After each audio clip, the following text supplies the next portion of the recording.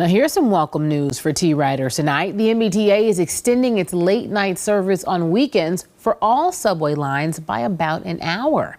WBZ's Brandon Truitt joins us live in Boston tonight. And Brandon, this is all a part of an effort to give people more options to get home. Yeah, so Courtney, as it stands now, T-service usually ends between midnight and 1 on the weekends. This change would extend that to as late as 2. And for riders and public transit advocates, this is a long time coming.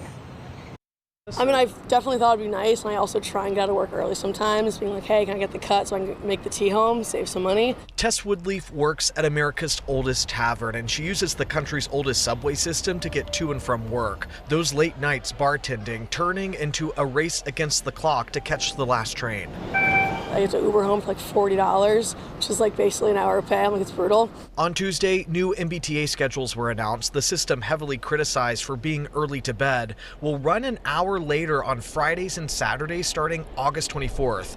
This will apply to all T lines and a handful of bus routes, many of which travel through traditionally underserved communities north and south of the city. We've been advocating for late night service for the better part of a decade. I frankly think there are so many workers, essential workers also, that need those extra hours on the commute, and this is a great step towards that.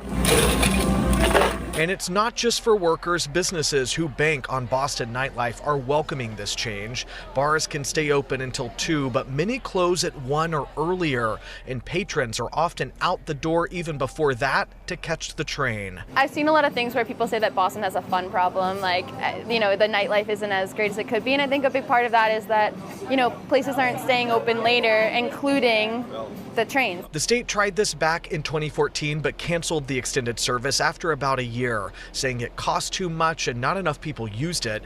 On Tuesday, the head of the MBTA suggesting this change was here to stay. Every service change that we've made is based on our capabilities to sustain that service change.